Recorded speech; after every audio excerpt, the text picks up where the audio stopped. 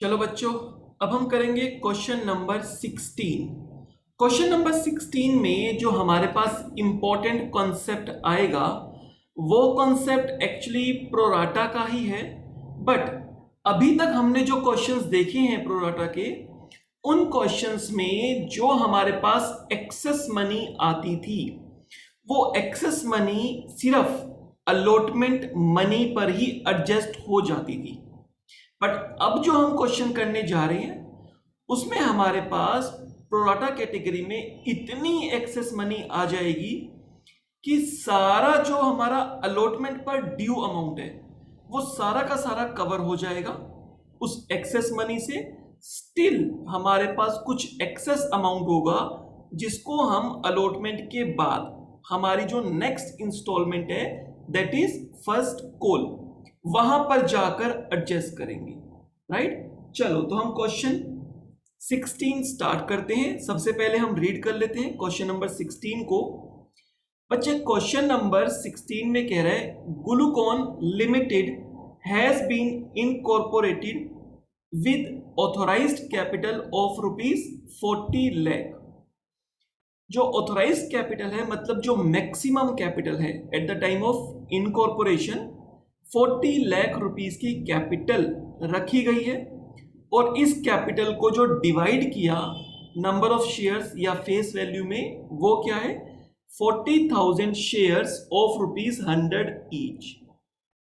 तो number of shares 40,000 है of ₹100 each, ये हमारी मैक्सिमम कैपिटल है। और अगर मैं बात करूं 40,000 नंबर ऑफ शेयर्स तो ये हमारे मैक्सिमम नंबर ऑफ शेयर्स है। कंपनी मैक्सिमम 40,000 शेयर्स इशू कर सकती है, लेकिन जरूरी नहीं है कि वो एक ही बारी में 40,000 शेयर्स इशू करे। इट डिपेंड्स कि फंड्स की कितनी रिक्वायरमेंट है। और फेस वैल्यू जो है बच्चे वो 100 रुपीज है। अगर मैं 40,000 शेयर्स को 100 रुपीज से मल्टीप्लाई कर दूं तो मेरी कैपिटल बन जाती है 40 लाख रुपीज। जस्ट मैं ये स्टेटमेंट को वेरीफाई कर रहा था। Number of shares multiply face value, तो वो मेरे कैपिटल के इक्वल आ जाता है। आगे देखते हैं कंपनी ने एक्चुअली में इशू कितने किए, ऑफर कितने कर रही है। आगे कहा इट ऑफर्स इट्स 30,000 शेयर्स। तो बच्चे हम कितने शेयर्स इशू कर रहे हैं, अगर हम बात करें तो हम इशू कर रहे हैं 30,000 शेयर्स। टोटल 40,000 शेयर्स हम इशू कर सकते हैं, बट अभी के लिए 30,000 शेयर्स ही इशू किए जा रहे हैं। रिमेनिंग 10,000 शेयर्स कंपनी अपने रिजर्व में रखेगी। फ्यूचर में जब रिक्वायरमेंट होगी और फंड्स की तो हम इसको यूटिलाइज करेंगे। अभी इतने ही फंड्स की रिक्वायरमेंट है कंपनी को जो 30,000 शेयर्स इशू करने से फुलफिल हो जाती है।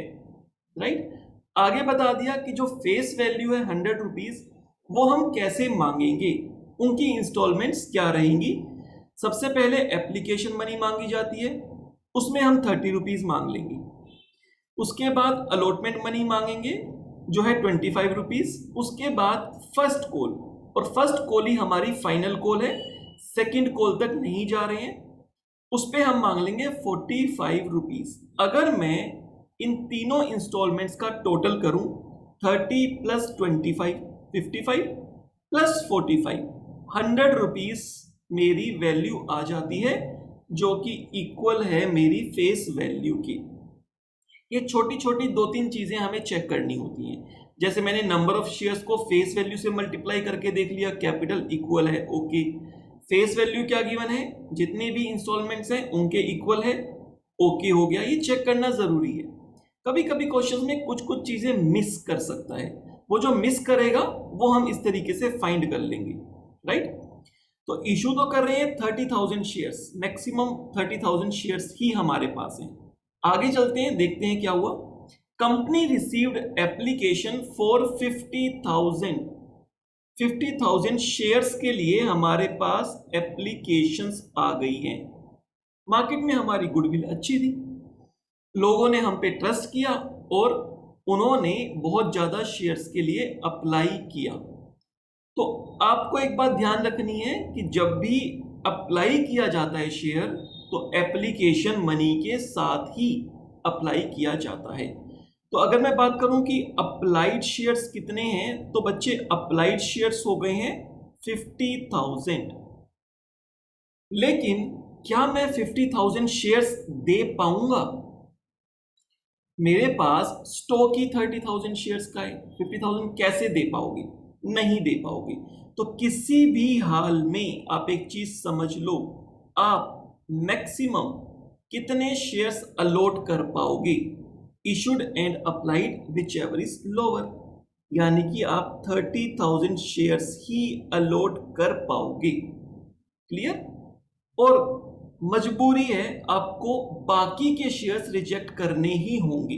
अगर मैं बात करूं, क्या आप बता सकते हो कि कितने शेयर्स मैं रिजेक्ट करूंगा? कितने शेयर्स मैं रिजेक्ट करूंगा? मुझे 50,000 शेयर्स के लिए एप्लीकेशन आई है, 30,000 अलॉट कर सकता हूं, तो बच्चे 20,000 शेयर्स तो रिजेक्ट होंगे ही होंगे। ये नंबर ऑफ शेयर्स की बात चल रही है अभी तक। इशूड, अप्लाइड, अलॉटेड, रिजेक्टेड, ये नंबर ऑफ शेयर्स की बात चल रही है। क्लियर? तो कंपनी ने क्या स्कीम ऑप्ट की है? 50,000 शेयर्स के लिए एप्लीकेशन आई थी, बट हमने जो अलॉट किए हैं वो as per the following scheme. वो स्कीम क्या है? वो स्कीम कह रही है 15,000 शेयर्स को तो फुल दे दो, 15,000 शेयर्स को फुल दे दो, मतलब कि 15,000 दे दो, कुछ भी रिजेक्ट मत करो। ऐसी कैटेगरी को क्या कहते हैं? Fully allotted category, right? आगे कहा 30,000 एप्लीकेंट्स, मतलब जिन्होंने 30,000 शेयर्स के लिए अप्लाई किया, उनको रिमेनिंग शेयर दे दो। रिमेनिंग, मेरे पास टोटल कितने शेयर्स हैं इशू करने के लिए? मेरे पास टोटल 30,000 शेयर्स हैं इशू करने के लिए। पहले तो 15,000 मैंने अलॉट कर दिए, अब बाकी कितने बचे? बाकी बचे 15,000। तो रिमेनिंग शेयर मतलब कि नेक्स्ट जो कैटेगरी है, इस कैटेगरी को कहा जाएगा प्रोराटा कैटेगरी, जहां पर लोगों ने अप्लाई किया है ज्यादा शेयर्स के लिए, लेकिन मैं उनको कम शेयर्स दे रहा हूं, जितने उन्होंने अप्लाई किए उतने नहीं दे रहा। फर्स्ट कैटेगरी फुल्ली अलॉटेड वाली है, जितने शेयर्स के लिए अप्लाई किया पूरा उतना दे दिया। जो हमारी फर्स्ट कैटेगरी है फुल्ली अलॉटेड, इसमें अगर किसी ने 100 शेयर 100 शेयर्स के लिए अप्लाई किया तो उसको पूरे 100 दिए, किसी ने 1000 शेयर्स के लिए अप्लाई किया पूरे 1000 दिए, किसी ने 50 शेयर्स के लिए अप्लाई किया पूरे 50 शेयर्स दिए, जितने शेयर्स के लिए अप्लाई किया पूरे शेयर्स दिए। इसीलिए 15,000 शेयर्स अप्लाई करने वालों को कितने शेयर्स अलॉट हो गए? पूरे 15,000 शेयर्स अलॉट हो गए।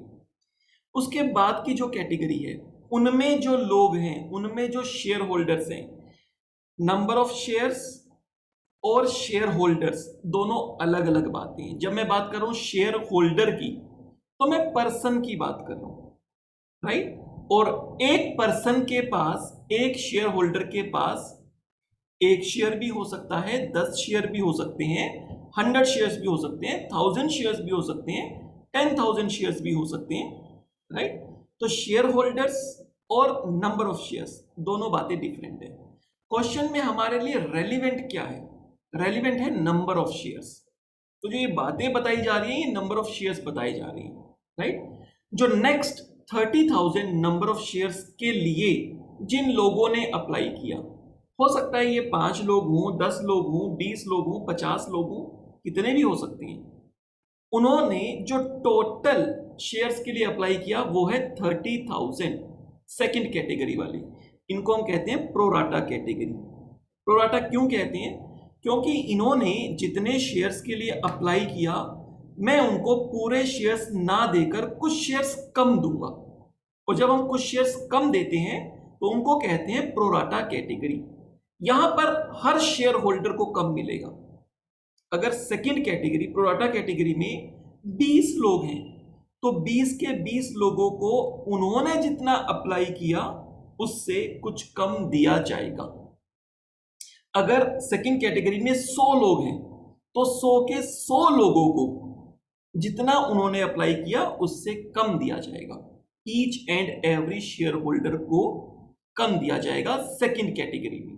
फुल्ली अलॉटेड कैटेगरी में जितने भी शेयर होल्डर्स हैं, each and every share holder को, चाहे 10 लोग हो, चाहे 20 हो, चाहे 100 हो, सबको जितना उन्होंने अप्लाई किया उतना पूरा दिया जाएगा।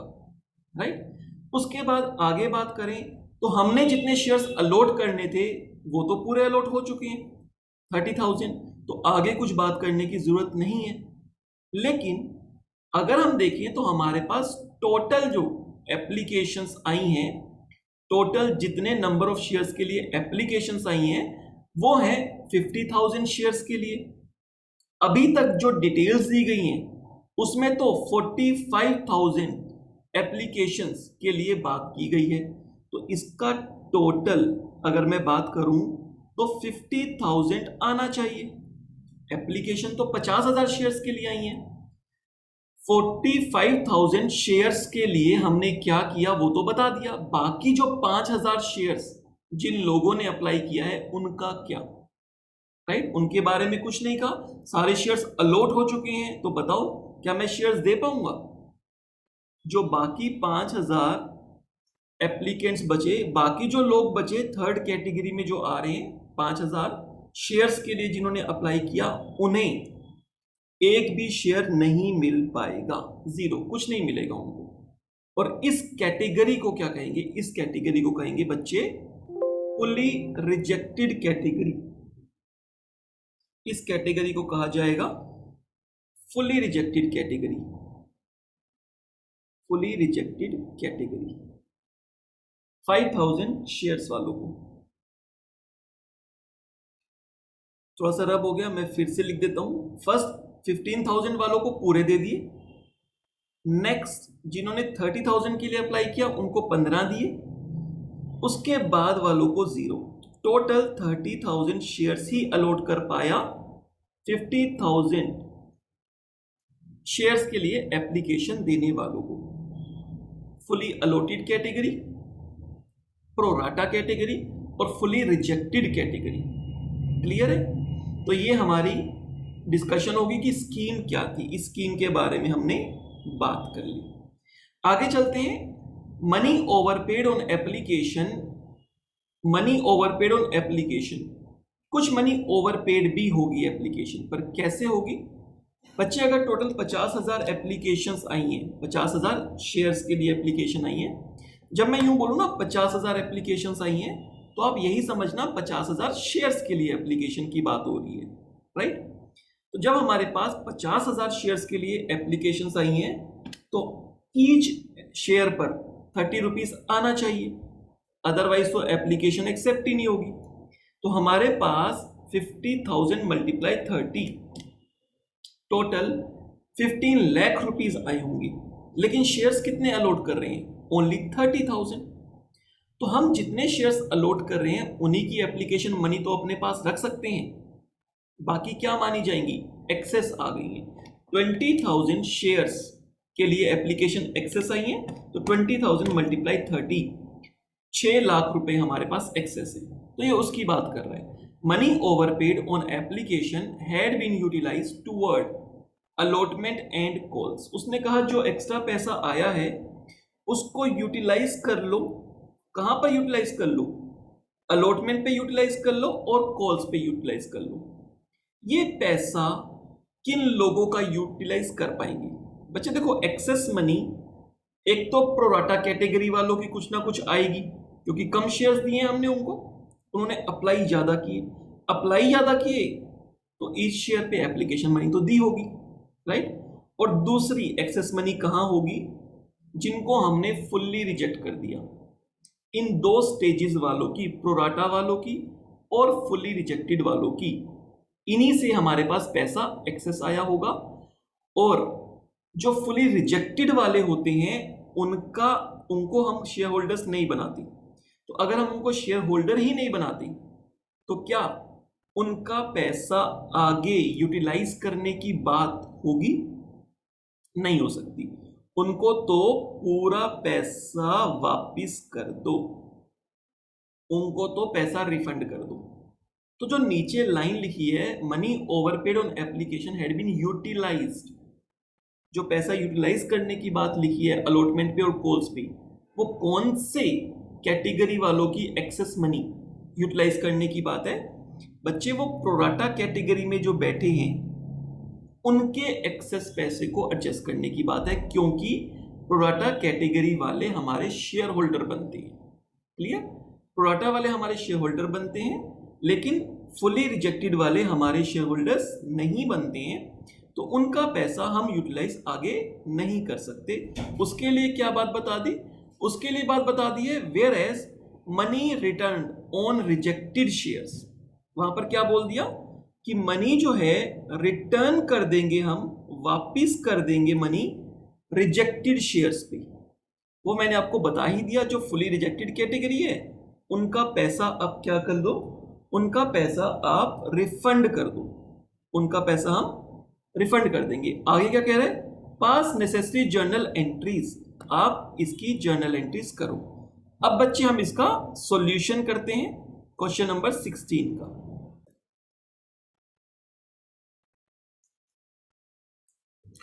तो यहां पर अब हम स्टार्ट कर रहे हैं। थोड़ी सी हमें वर्किंग बनानी होगी, तो अगर मुझे वर्किंग बनानी है तो मैं एक काम करता हूं, मैं इस फॉर्मेट को थोड़ा छोटा रख लेता हूं ताकि मैं साइड पे वर्किंग भी बना पाऊं, आपको वर्किंग भी दिखती रहे और यहां पर हमारी जर्नल एंट्रीज भी हो जाएंगी। तो कुछ जरूरी चीजें जो मैं पहले ही अपने पास नोट कर लेता हूं, ये अभी वर्किंग समझाने के पर्पज से है। जब आपको फाइनली क्वेश्चन करने होंगे, एग्जाम में करोगे, तो इनमें से बहुत सारी वर्किंग के पार्ट आप छोड़ सकते हो। समझने के लिए मैं आपको उसको लिखवाऊंगा जरूर, बट आपके लिए आप आगे चल के उनको छोड़ सकते हो। मैं बता दूंगा क्या क्या चीजें आप छोड़ पाओगे। अभी के लिए हमारे पास अगर मैं बात करूं, कंपनी कितने शेयर्स इशू कर पा रही है, मैक्सिमम कितने शेयर्स हैं कंपनी के पास इशू करने के लिए, और वो है बच्चे 30,000 शेयर्स। एप्लीकेशंस कितनी आ गई हैं? एप्लीकेशंस हमारे पास आ गई हैं 50,000। ये मैंने क्यों लिखा? ताकि मैं अलॉटेड शेयर्स निकाल पाऊं, और वैसे मैंने आपको ये तो क्वेश्चन के साथ ही बता दिया था, तो आपको वहां करने की जरूरत नहीं है। समझाने के पर्पज से मैं आपको 2-3 बार कराता हूं कि आपकी गलती नहीं होनी चाहिए, राइट? तो 30,000 शेयर्स हमारे पास अलॉटेड आ गए हैं। फेस वैल्यू जो हमने मांगनी है उसकी EMI, application, allotment and first call, और इसका अमाउंट जो है 30, 25, 45, 30, 25, 45, ये टोटल हो जाता है 100, और हमारी फेस वैल्यू शेयर की है 100, ये मैच कर जाती है, राइट? ये छोटी सी वर्किंग आपको बनानी है। अब जो आपकी फर्स्ट जर्नल एंट्री होगी वो आपकी होगी बच्चे अप्लाइड शेयर से, और उसके बाद का पूरा क्वेश्चन हमारा चलेगा अलॉटेड शेयर से, राइट? प्रोराटा के केस में आपको थोड़ी सी वर्किंग और बनानी पड़ेगी, एक टेबल और बनानी पड़ेगी। ये टेबल भी अभी मैं थोड़ा डिटेल में कराऊंगा, आगे चल के इस टेबल के बहुत सारे पार्ट हम छोड़ देंगे। जब हमें ये एक टॉपिक अच्छे से समझ आ जाएगा तो हम इसके अंदर जो जरूरी चीजें नहीं हैं उनको हम आसानी से छोड़ पाएंगे। टेबल में बेसिकली क्या बनाना है, जो ये स्कीम की बात करता है, ये जो स्कीम है इसको हमें टेबल में अपने पास रिकॉर्ड करना है। टोटल बच्चे 50,000 शेयर्स के लिए अप्लाई हुए हैं, बट हमारे पास मैक्सिमम देने के लिए 30,000 शेयर्स हैं। यहां पर स्कीम में कह रहे हैं पहले 15,000 शेयर्स के लिए हमने पूरे 15,000 शेयर्स अलॉट कर दिए। तो यहां पर इस टेबल में आपको पहले 3 कॉलम, मैं थोड़ी सी आपको बड़ी टेबल पूरी ही दिखा देता हूं। ये मैंने पहले ही टेबल बना ली है, हमारा ज्यादा टाइम वेस्ट ना हो इसके लिए इस तरह की आपको एक टेबल बनानी है। इतनी बड़ी टेबल बनेगी नहीं, आगे चल के मैंने जैसे आपको बताया कि मैं इस टेबल को थोड़ा छोटा करवा दूंगा। पहले 3 कॉलम जो रहेंगे ये आपके बच्चे नंबर ऑफ शेयर्स के लिए रहेंगे, आगे के जो कॉलम्स हैं वो आपके मनी को लेकर रहेंगे, अमाउंट को लेकर रहेंगे। यहां पर जो हमारे पास स्कीम्स हैं वो तीनों स्कीम्स, फर्स्ट कैटेगरी जो है वो हमारे पास है 15,000 शेयर्स के लिए जिन लोगों ने अप्लाई किया उनको पूरे 15,000 शेयर्स दे दिए। ये कैटेगरी कौन सी है बच्चे? ये कैटेगरी है fully allotted category. Fully allotted category, यहां पर एक भी रिजेक्शन नहीं हुआ, 0 रिजेक्शन, पूरा उनको शेयर्स दे दिए गए। आगे चलते हैं नेक्स्ट कैटेगरी है प्रोराटा वाली। अगले 30,000 शेयर्स के लिए जिन लोगों ने अप्लाई किया उनको हमने रिमेनिंग शेयर्स दिए। रिमेनिंग कितने बचेंगे? 15 बचेंगे। टोटल हमारे पास 30 थे। तो बच्चे सेकंड जो कैटेगरी है उसे कहा जाएगा प्रोराटा कैटेगरी। यहां पर जो लोग हैं उन्होंने 30,000 शेयर्स के लिए एप्लीकेशन दी थी, लेकिन कंपनी उनको सिर्फ 15,000 ही अलॉट कर पाएगी, क्योंकि टोटल हमारे पास 30,000 शेयर्स हैं। अगर यहां पर 15,000 शेयर्स को ही हम अलॉट कर पाएंगे, शेयर्स दे पाएंगे, तो 15,000 शेयर्स आपको रिजेक्ट करने होंगे। सिंपल सी बात है। इन्होंने 30,000 शेयर्स के लिए अप्लाई किया, आपने कितने शेयर्स दिए? 15,000। तो बाकी के 15,000 क्या रिजेक्ट करने होंगे, तो हम इनको रिजेक्ट कर देंगे। उसके बाद आगे और कुछ नहीं कहा क्वेश्चन में, लेकिन यहां पर भी आपको ये वेरिफिकेशन करनी है, इनका टोटल करके देखना है।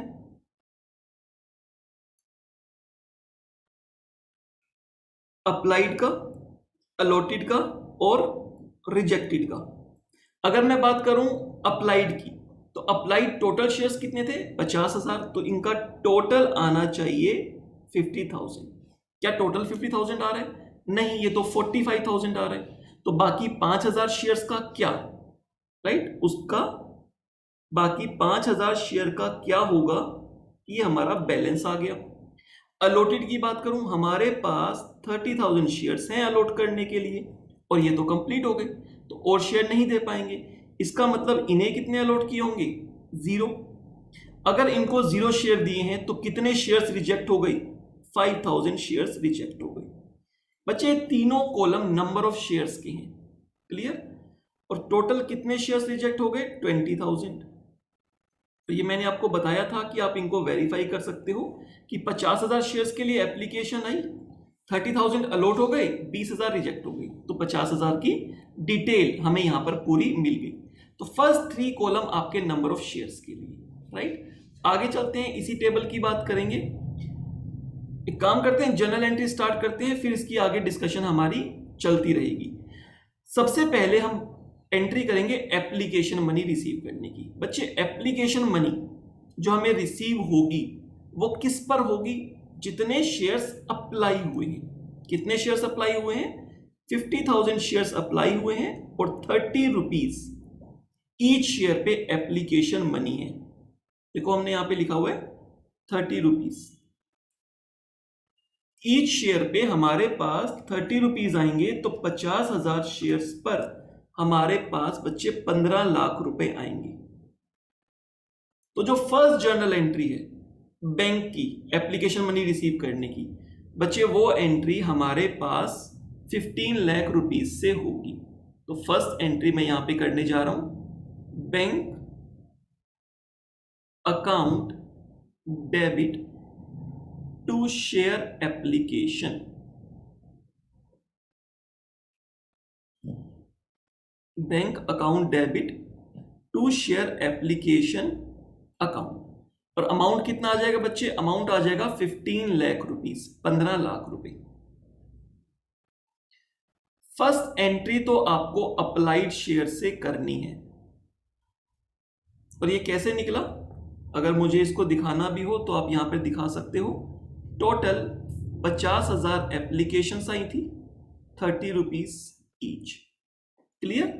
ये फर्स्ट जर्नल एंट्री हमारी यहां पर हो जाती है बैंक की, क्लियर? आगे चलते हैं नेक्स्ट जर्नल एंट्री पे।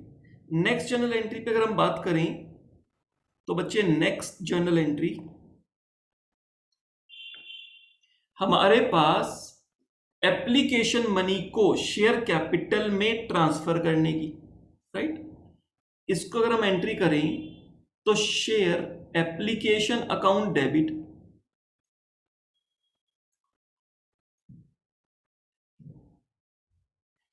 To share capital,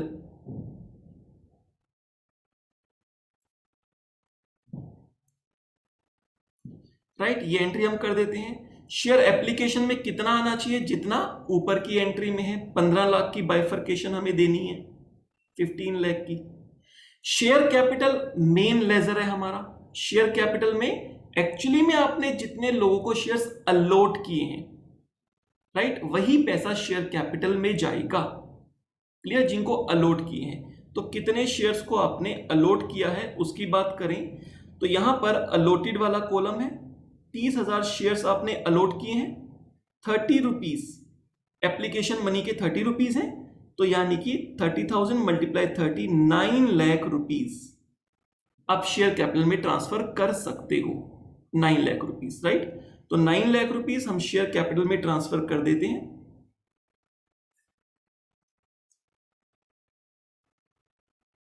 9 lakh rupees हमने शेयर कैपिटल में डाल दिया।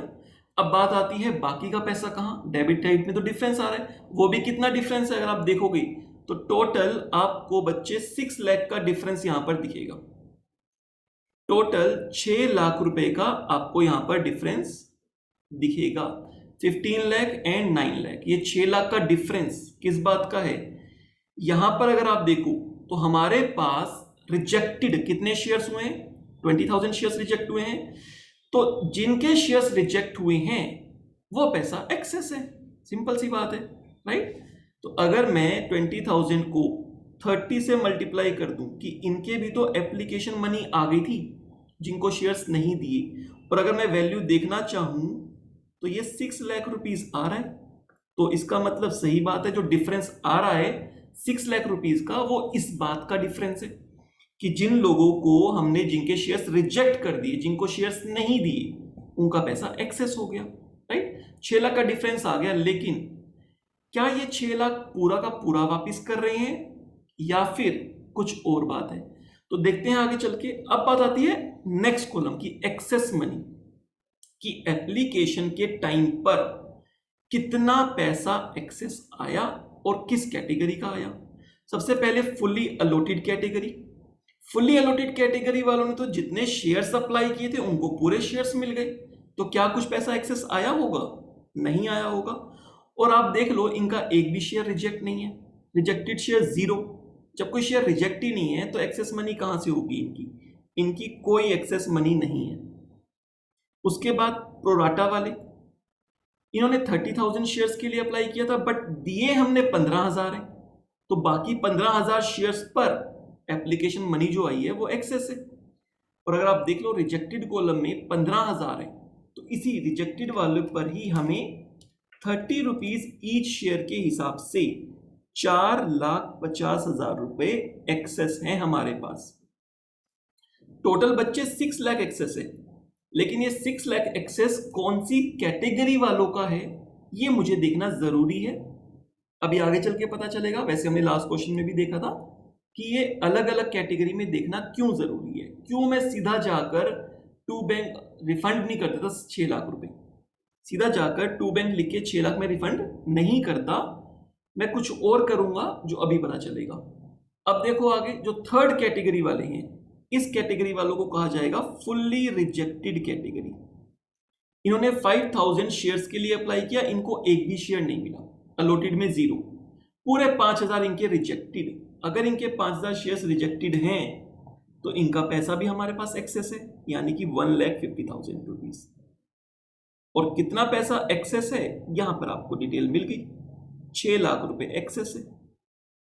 जो डिफरेंस आ रहा है मेरा सेकंड एंट्री में 6 लाख रुपीज का, पहली बात तो आपको ये पता होना चाहिए 6 लाख रुपए का डिफरेंस किस बात का है। ये 6 लाख रुपए का डिफरेंस एक्सेस मनी का है। हमारा जो इशू है वो ओवर सब्सक्राइब्ड हो गया है, 20,000 एप्लीकेशंस ज्यादा आई हैं, 20,000 शेयर्स के लिए एप्लीकेशंस ज्यादा आई हैं और ईच शेयर पे 30 रुपीज है, तो 6 लाख रुपए एक्सेस हो गया, राइट।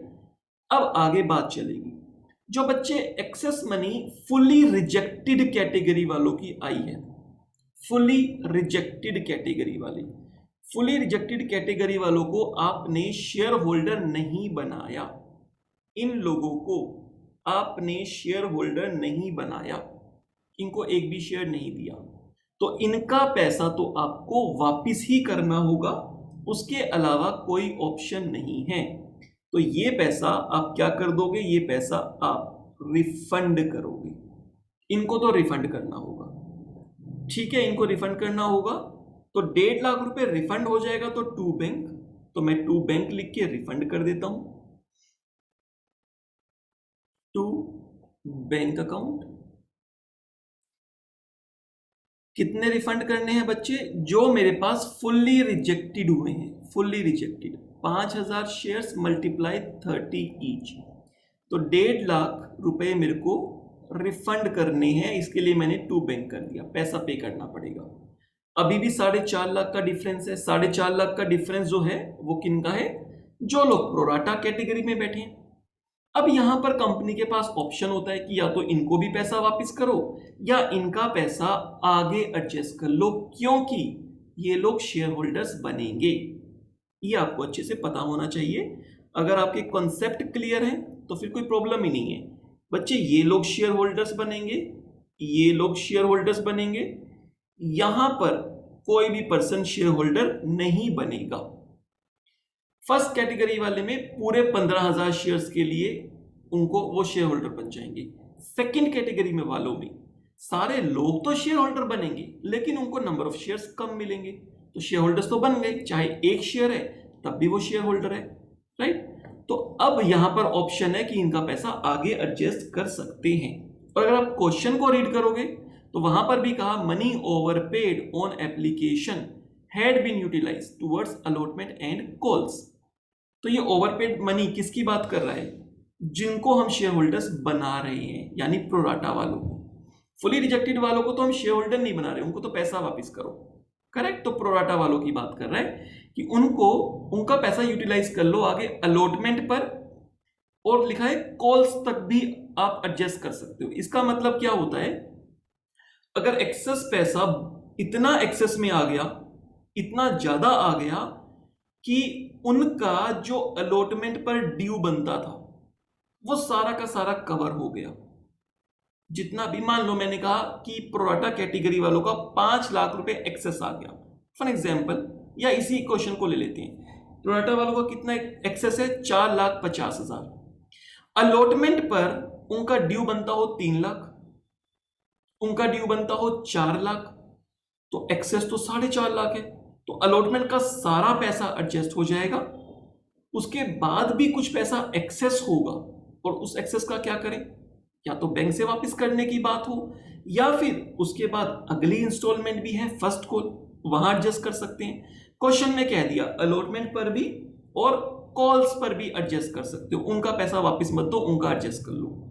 सारी इंस्टॉलमेंट कवर हो रही हूं उसके बाद भी पैसा एक्सेस हो तो वो तो आपको रिफंड करना ही करना पड़ेगा, राइट। ये चीजें कब होती हैं, जब इशूड नंबर ऑफ शेयर्स कम है बट एप्लीकेशन बहुत ज्यादा शेयर्स के लिए आ गई है, इतना एक्सेस हो गया कि जो हमें उनसे पैसा मिला, जिसने 100 शेयर अप्लाई किए, हम उनको सिर्फ 20 दे पाए, 25 शेयर दे पाए, राइट। तो उनका बहुत ज्यादा पैसा एक्सेस में रखा हुआ है, उनकी कई इंस्टॉलमेंट वहां से एडजस्ट हो सकती हैं।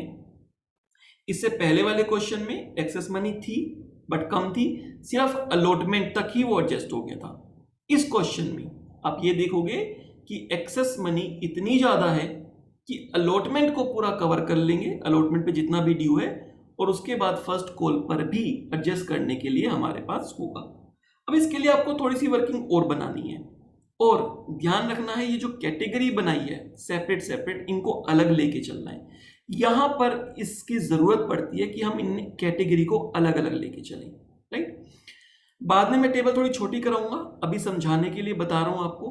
अब आप ये देखो अलॉटमेंट पर, अलॉटमेंट के टाइम पर ड्यू कितना है, एडजस्ट कितना हो सकता है, और उसके बाद बैलेंस क्या बचेगा, बैलेंस क्या बचेगा ये भी देख सकते हो। इसका दूसरा तरीका भी है, एडजस्ट कितना हो जाएगा और कितनी एक्सेस मनी आगे कैरी फॉरवर्ड हो सकती है। दोनों तरीके आपको बता देता हूं। पहले फर्स्ट कैटेगरी वालों का ड्यू कितना बनेगा। अगर मैं फर्स्ट कैटेगरी वालों की बात करूं तो फर्स्ट कैटेगरी वालों का कुछ एडजस्ट नहीं होगा, राइट, क्योंकि उनका एक्सेस पैसा आया ही नहीं है। तो अब हम फर्स्ट कैटेगरी वालों से अलॉटमेंट पर कितने रुपए डिमांड करेंगे। बच्चे पैसे मांगेंगे हम जितने शेयर्स अलॉट किए हैं उसके बेस पर। अलॉटमेंट मनी कितनी है, अलॉटमेंट मनी है 25 रुपीज, तो 25 रुपए की हम डिमांड करेंगे। तो पहले जो फर्स्ट कैटेगरी में है फुली अलॉटेड वाले 15,000 शेयर्स उनको अलॉट हुए हैं, तो 15,000 शेयर्स पर 25 रुपए की हम डिमांड करते हैं, यानी 3,75,000, 3,75,000 रुपए हम डिमांड करते हैं। आगे चल के वर्किंग नोट छोटा बना दूंगा, इसकी जरूरत भी नहीं पड़ेगी, बट समझना जरूरी है आपके लिए। तो 3,75,000 रुपीज हम इनसे डिमांड करेंगे अलॉटमेंट का, फर्स्ट कैटेगरी वालों से। उनके पास 15,000 शेयर्स है, 15,000 शेयर्स पे 25 रुपीज ईच। कितना पैसा एडजस्ट हो सकता है, क्या इनकी कोई एक्सेस मनी आई थी, नहीं आई थी, तो इनका एडजस्ट करने के लिए कुछ भी नहीं है। तो अलॉटमेंट के टाइम पर इनको कितना पैसा पे करना होगा, इनको पे करना होगा 3,75,000 रुपीज। इन लोगों को पूरा पैसा पे करना होगा। सेकंड कैटेगरी वालों की बात करते हैं, उनको कितने अलॉट हुए, उनको भी 15,000 अलॉट हुए हैं, 15,000, तो उनका भी ड्यू कितना बनेगा, उनका भी ड्यू इतना ही बनेगा, उनसे भी 25 रुपीज ईच हम डिमांड करेंगे। लेकिन क्या 3,75,000 रुपए हमको मिल जाएंगे, नहीं मिल पाएंगे, क्योंकि इस कैटेगरी वालों का कुछ पैसा एक्सेस आया हुआ है। कितना पैसा एक्सेस आया हुआ है, 4,50,000 रुपए। अगर 4,50,000 रुपए एक्सेस आया हुआ है तो इस 4,50,000 में तो पूरा ड्यू अमाउंट कवर हो सकता है, हो ही जाएगा। तो पूरा का पूरा अमाउंट एडजस्ट हो जाएगा। 3,75,000 रुपए हमने मांगे थे और पूरे 3,75,000 रुपए एडजस्ट हो जाएंगे। तो इस कैटेगरी, प्रोराटा कैटेगरी वालों से अलॉटमेंट के टाइम पर कितना पैसा रिसीव होगा, रिसीव, इनसे कोई पैसा रिसीव नहीं होगा, इनका एप्लीकेशन के टाइम पर ही इतना एक्सेस आ गया है जो अलॉटमेंट के ड्यू को कवर कर रहा है, राइट। और अभी भी स्टिल 4,50,000 एक्सेस था, 4,50,000 रुपए यहां पर एक्सेस था, जिसमें से 3,75,000 रुपीज एडजस्ट हो गया, 75,000 स्टिल एक्सेस बचा हुआ है जो कैरी फॉरवर्ड होगा नेक्स्ट इंस्टॉलमेंट के लिए। नेक्स्ट इंस्टॉलमेंट मतलब जो हमारी नेक्स्ट कॉल आ रही है, फर्स्ट कॉल में भी हमारे पास 75,000 एडजस्ट हो सकता है। क्लियर। जो थर्ड कैटेगरी है उसको तो बच्चे रिफंड कर दिया हमने पैसा, उसका तो अलॉटमेंट पे कुछ ड्यू होगा ही नहीं। क्लियर। तो अलॉटमेंट के टाइम पर ड्यू कितना होगा, ड्यू बच्चे होगा 7,50,000 रुपए। एडजस्ट कितना करना होगा, 375, और उस टाइम पे रिसीव कितना हो जाएगा, उस टाइम पे रिसीव होगा 375। अब ये अलग अलग कैटेगरी क्यों बनाया, अगर ये अलग अलग कैटेगरी नहीं बनाते तो क्या प्रॉब्लम होती, मैं आपको बताता हूं। ये समझना जरूरी है, वर्किंग तो बाद में छोटी हो जाएगी जैसा मैंने आपको कहा। बच्चे 30,000 शेयर्स अलॉट हुए हैं, 30,000 शेयर्स पे अलॉटमेंट मनी की डिमांड बनती है 25 रुपए। अगर मैं टोटल लेके चलूं, कैटेगराइज नहीं करूं, तो 30,000 पे 25 रुपए यानी कि 7,50,000 रुपए ड्यू होता है। अगर आप कहोगे एक्सेस आया है 4,50,000, तो एक्सेस सारा का सारा एडजस्ट हो जाएगा अलॉटमेंट पे। तो अलॉटमेंट के टाइम पे रिमेनिंग कितने रुपए आपके पास आ जाएंगे, रिमेनिंग आपके पास 3 लाख रुपीस आ जाएंगे। 4,50,000 यहां पर एडजस्ट हो जाएगा अगर आप टोटल को देखो। लेकिन इससे आप बहुत ही बड़ी गलती कर गए। क्या गलती कर गए, आपने क्या किया, जब टोटल 30,000 शेयर्स का जितना एक्सेस आया, 30,000 शेयर्स पर 25 की डिमांड थी और एक्सेस किस पर था, 20,000 शेयर्स पे एक्सेस था। टोटल 4,50,000 रुपए एक्सेस था। यहां पर देखो ये 450 एक्सेस था ना, और टोटल ड्यू कितना बनता है अलॉटमेंट पे 750। अगर आप टोटल के अकॉर्डिंग करोगे तो आप सारा पैसा अलॉटमेंट पे ही एडजस्ट कर गए। तो बेसिकली क्या गलती होगी, प्रोराटा कैटेगरी में बैठे लोगों का, प्रोराटा कैटेगरी में बैठे लोगों का एक्सेस पैसा आप फुल्ली अलॉटेड वाले लोगों के साथ एडजस्ट कर दिया। फुल्ली अलॉटेड में बैठे हुए लोगों को 375 देना है, आपने टोटल ही मांगा 3 लाख रुपीस, तो उनका भी 75,000 रुपीस कम हो गया। मतलब एक पर्सन का एक्सेस आपने दूसरे पर्सन पे एडजस्ट कर दिया। ऐसा कर सकते हैं? ऐसा करना चाहिए? नहीं करना चाहिए। मान लो मेरे दो फ्रेंड हैं, एक राम है एक श्याम है। राम ने मुझे किसी भी हम कहीं घूमने गए थे और उसके लिए कुछ एक्सपेंस हुआ था, 1000 रुपीज सबके हिस्से में आया था। राम ने 1200 रुपए दिए हुए थे पहले ही एज एन एडवांस, तो उसके 200 रुपए एक्सेस है।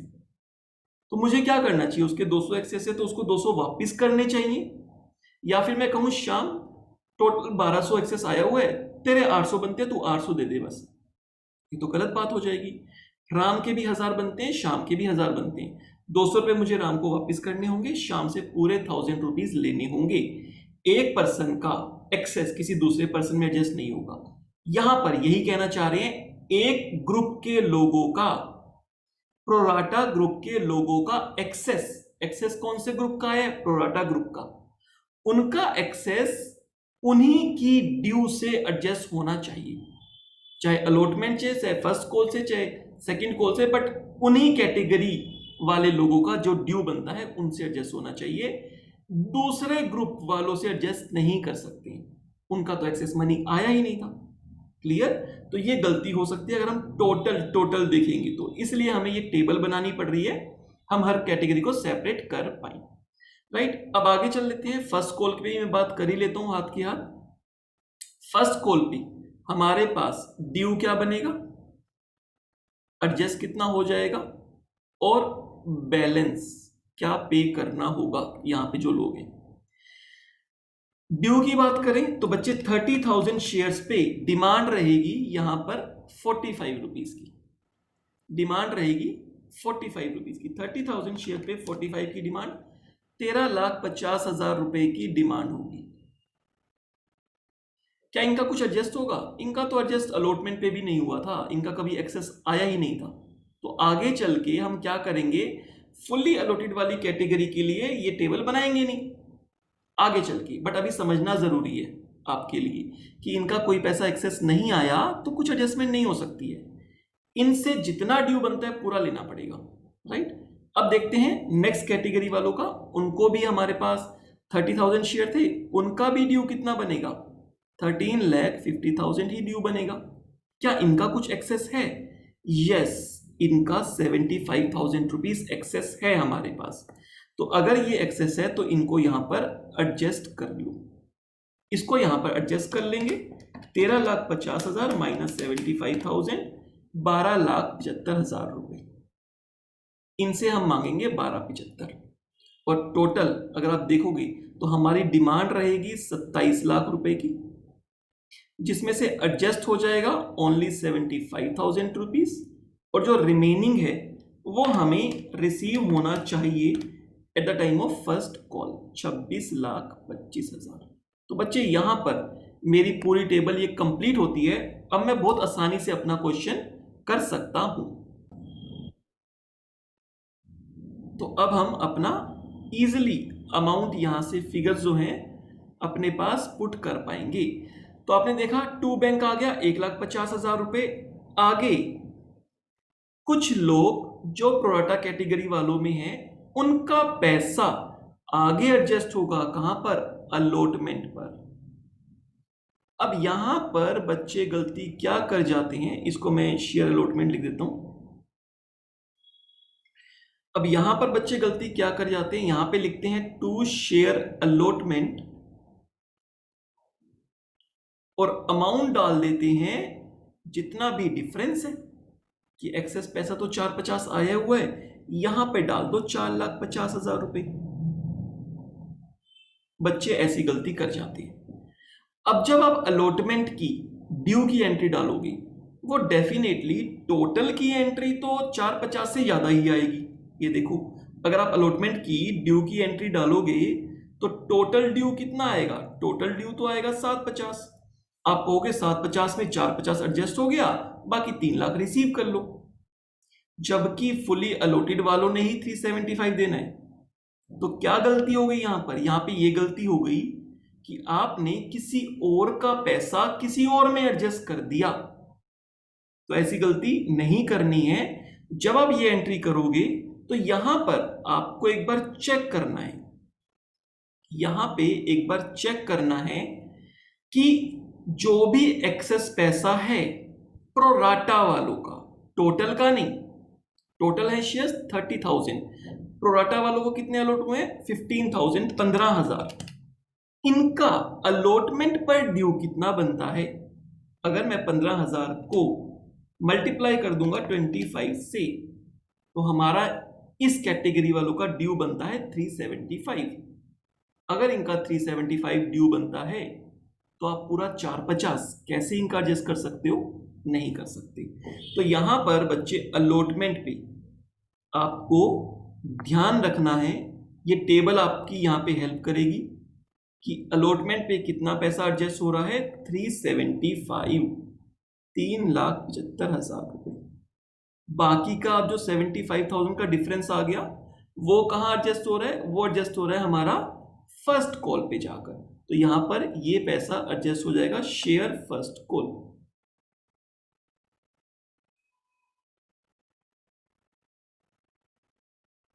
Share first call account.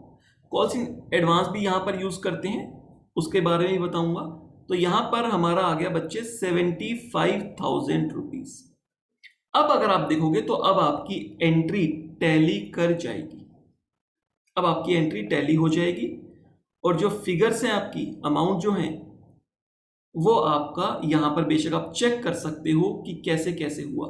Share allotment पर आपका जो एक्सेस आया वो 375 है, इस टेबल में आपको दिख रहा है। यहां पर आपका एडजस्ट हुआ 375 अलॉटमेंट पे, और फर्स्ट कॉल पे इनका एडजस्ट हुआ 75,000 रुपीज। क्लियर? तो इस तरीके से ही आपको टेबल बनानी होगी, अदरवाइज क्वेश्चन गलत होने की चांसेस हैं बहुत ज्यादा। अभी आपको लग रहा है सर टेबल तो बहुत बड़ी बन जाएगी, बहुत ज्यादा टाइम लग जाएगा क्वेश्चन में। धीरे धीरे बच्चे टेबल छोटी हो जाएगी, मैं आपको छोटी टेबल करवा दूंगा, आसानी से छोटी हो जाएगी। अभी आपको समझाना है डिटेल में, तो इसलिए मैं सब कुछ लेके चल रहा हूं, आगे चल के ये छोटी होती चली जाएगी। अब आती है थर्ड एंट्री। थर्ड एंट्री क्या होगी? अलॉटमेंट का पैसा ड्यू करेंगे, अलॉटमेंट का पैसा ड्यू करेंगे, एंट्री हो जाएगी share allotment account debit to share capital. Share capital हमारा मेन अकाउंट है जो अल्टीमेटली कैपिटल को रिप्रेजेंट कर रहा है। अगर मैं बात करूं तो ड्यू कितना होगा बच्चे? 30,000 शेयर्स, जो अलॉटेड शेयर्स हैं 30,000 शेयर्स, इस पे 25 रुपीज की हमारी डिमांड है। टोटल की बात करें तो टोटल तो हम 7,50,000 रुपए मांग रहे हैं, लेकिन इन 7,50,000, जो 7,50,000 रुपए हम डिमांड कर रहे हैं, इसमें फुली अलॉटेड वाले लोगों से भी है और प्रोराटा वालों से भी, लोगों से भी है। एक्सेस किसका आया हुआ है? सिर्फ प्रोराटा ग्रुप वालों का, फुली अलॉटेड वालों को एक्सेस नहीं आया हुआ, इसीलिए यहां पर आपको एडजस्टमेंट पर ध्यान रखना है। अच्छा, थर्ड एंट्री भी हमारे पास हो चुकी है। फोर्थ एंट्री पैसा रिसीव करने की, बैंक से रिसीव कर लेते हैं, bank account debit to share allotment account.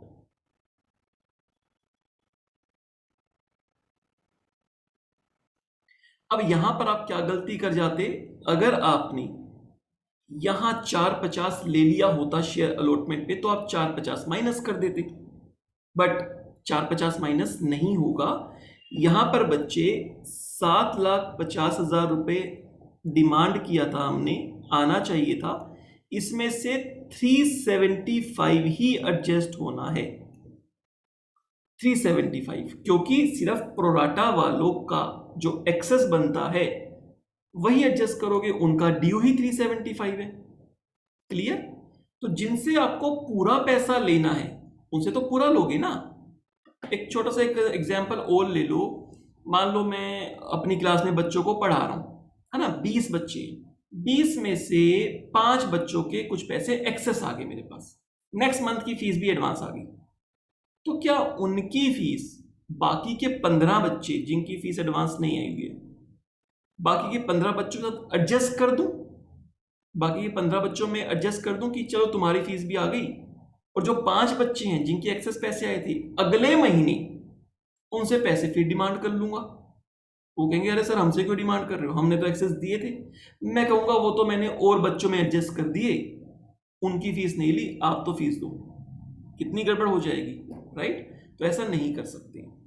तो यहां पर हमारे पास 3,75,000 रुपीज आने चाहिए, आएंगे ही 375।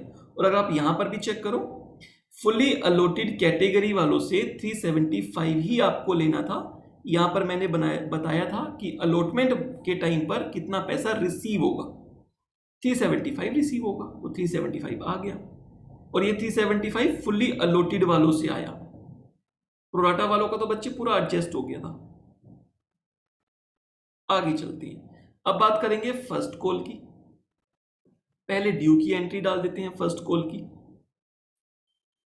फर्स्ट कॉल की ड्यू की एंट्री क्या हो जाएगी, शेयर फर्स्ट कॉल, और ये हमारी फाइनल कॉल भी है, तो share first and final call account debit. तो ऊपर भी हम क्या लिख लेंगे, फर्स्ट एंड फाइनल कॉल। ये बेसिकली आप इसको ठीक कर लेना, यहां पर फर्स्ट एंड फाइनल कॉल है, right? Share first and final call account debit to share capital, ये तो होगी ड्यू की एंट्री।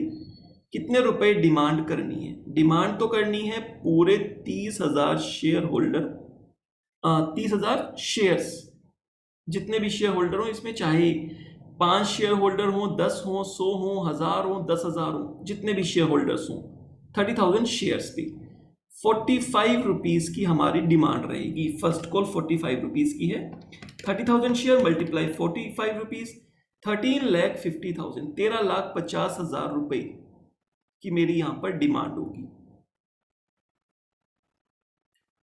पैसा कितना आएगा, अब देखो, अगर आप पूरा 450 ऊपर एडजस्ट कर चुके होते अलॉटमेंट के टाइम पर, तो यहां तो आपको पूरा पैसा रिसीव होना था, राइट? तो जिन्होंने एक्सेस पैसा दिया हुआ था और फर्स्ट कॉल तक उनका एक्सेस था, आपने उनसे भी फर्स्ट कॉल पे मांग लिया होता, गलती हो जाती, राइट? अब हम पैसा लेंगे, यहां पर आएगा बैंक अकाउंट डेबिट। कितने पैसे रिसीव होंगे अभी देखते हैं, to share first and final call.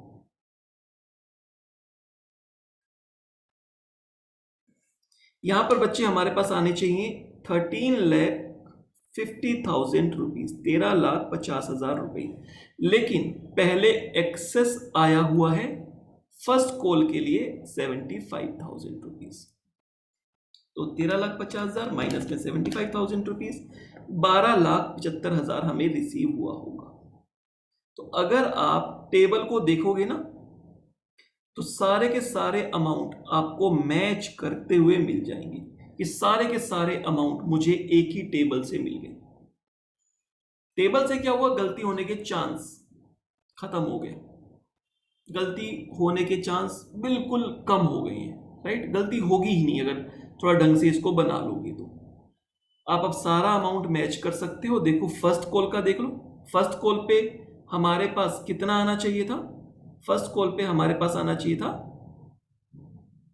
कुछ गड़बड़ कर दी मैंने, 30,000 शेयर पे, ओहो मैंने पूरा लिख दिया, 15,000 शेयर पे 45 रुपीज, 675, ये सारे अमाउंट हाफ हो जाएंगे। मैंने यहां पे दोनों को 30,000 शेयर्स मान लिया। अलग अलग कैटेगरी में है ना, अलग अलग कैटेगरी में तो 15,000 है, 675 इनसे आना था, 675 इनसे आना था। टोटल कितना आना था? टोटल आना था हमारे पास 13,50,000 रुपये। आया कितना? 75। 13,50 में से 75,000 माइनस कर देंगे, 12,75,000 रुपये हमारे पास बच्चे आ जाएगा। तो टोटल कितना रुपीस हमें रिसीव हो जाएगा? 12,75,000 रुपये। और यहां से भी चेक कर सकते हो, 6,75,000 ड्यू था, उनसे तो पूरा ही लेना है। फुली अलॉटेड कैटेगरी वालों से कुछ एक्सेस नहीं है। यहां पर इनसे 6 लाख रुपए ले लेंगे, इनका 75,000 स्टिल हमारे पास है एडजस्ट करने के लिए। क्लियर? तो अगर आप अब मैच करोगे तो 12,75,000 रुपये आपका मैच हो जाएगा। तो हमें अपने पास ये कैटेगरीज सेपरेट करनी होती है। मैं आपको एक बार पूरी टेबल दिखा देता हूं। ये पूरी टेबल है, अभी के लिए समझ लो ये टेबल मैंने बड़ी बनाई है, डिटेल्ड बनाई है। 3 4 5 क्वेश्चंस करने के बाद ये टेबल ऑलमोस्ट हाफ जितनी हो जाएगी। क्लियर? ऑलमोस्ट हाफ हो जाएगी और गलती होने के चांस बिल्कुल खत्म हो जाएंगे। और एक बार टेबल बन गई आपकी, उसके बाद तो बच्चे एंट्रीज तो आपको याद हो ही चुकी हैं। अभी सिर्फ और सिर्फ अमाउंट क्या आएगा वो देखना होता है, वो हमारा टेबल से क्लियर हो जाता है। राइट? तो यहां पर हमारा क्वेश्चन नंबर 16 कंप्लीट हो जाता है। इसमें नया क्या था?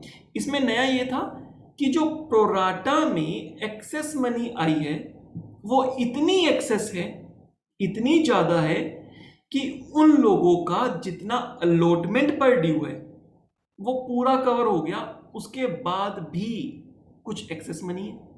तो उसके बाद भी एक्सेस मनी है तो कहां ले जाओ? आगे एडजस्ट करो। कहां पर? फर्स्ट कॉल पे। तो फर्स्ट कॉल पे मैंने एडजस्ट कर लिया। अब अगर मान लो यहां पर सेकंड कॉल भी होती, मान लेते हैं क्वेश्चन में सेकंड कॉल होती और मेरे पास एक्सेस मनी इतना आया होता कि फर्स्ट कॉल पे जो ड्यू है 6,75,000 वो भी कवर हो जाता। मान लो 15 लाख रुपए टोटल एक्सेस आ गया, टोटल 15 लाख एक्सेस आ गया। 15 लाख में से 15 लाख में से 3,75,000 रुपए तो अलॉटमेंट पे एडजस्ट हो गया, स्टिल 11,25,000 बचा। फर्स्ट कॉल पे ड्यू है 675 तो ये भी कवर हो जाएगा, तो -675। उसके बाद भी 4,50,000 रुपए एक्सेस है सेकंड कॉल पे एडजस्ट करने के लिए। अब अगर सेकंड कॉल पर ड्यू 450 से ज्यादा हो, 5 लाख हो, 550 हो, 450 से ज्यादा हो, तब तो ये पैसा सेकंड कॉल पे एडजस्ट हो जाएगा। बट अगर मान लो सेकंड कॉल फाइनल कॉल है और वहां पर ड्यू बनता है 2,50,000 रुपए, एक्सेस कितना है सेकंड कॉल के लिए? 450, ड्यू कितना बनता है? 250। तो 250 में सेकंड कॉल भी एडजस्ट कर लूं तब भी 2 लाख रुपए एक्सेस है। क्या करोगे? वो 2 लाख रुपए आप बैंक से वापस कर दोगे। जो हम यहां पर एंट्री करते हैं रिजेक्टेड वालों को, जो हम बैंक से पैसा दे देते हैं, ये वाला, इनके साथ साथ हम अपने प्रोराटा वाले लोगों को भी पैसा वापस कर देंगे अगर उनका पैसा इतना एक्सेस है कि पूरी फेस वैल्यू 100 रुपए, एप्लीकेशन पे 30 रुपए आए, अलॉटमेंट भी, फर्स्ट कॉल भी, अगर सेकंड कॉल हो वो भी, सारा पैसा पूरी फेस वैल्यू कवर करने के बाद भी एक्सेस हो जाता है, तो ऐसे केस में उनको पैसा हमें वापस करना होगा। आप पूछोगे क्या सर ऐसा हो सकता है? बिल्कुल हो सकता है बच्ची। इट ऑल डिपेंड्स कि हमारा ओवर सब्सक्रिप्शन कितना ज्यादा हुआ है। एक छोटा सा एग्जांपल दूं, मान लो इसी केस के अंदर, इसी केस में मान लो मैं अगर ये कह दूं कि ओवर सब्सक्रिप्शन हमारा हो गया इतना ज्यादा कि हर 10 अप्लाई करने वालों को एक शेयर मिला, हर 10 अप्लाई करने वालों को एक शेयर मिला, तो जिसने 10 अप्लाई किए उसने कितना पैसा दिया होगा एप्लीकेशन के टाइम पर? 30 रुपीज की एप्लीकेशन मनी है, 300 रुपए दे दिया होगा, बट उसको शेयर कितना मिला? एक ही शेयर मिला। अब एक शेयर पे मैं एप्लीकेशन, अलॉटमेंट, फर्स्ट कॉल, सारा पैसा भी कवर कर लूं तो मैक्सिमम तो मेरे को 100 रुपए लेना है उससे, और उसका आ कितना गया है? उसके तो 300 रुपए आ गए हैं। तो इसका मतलब 100 रुपए एडजस्ट करने के बाद भी 200 उसका एक्सेस बनता है।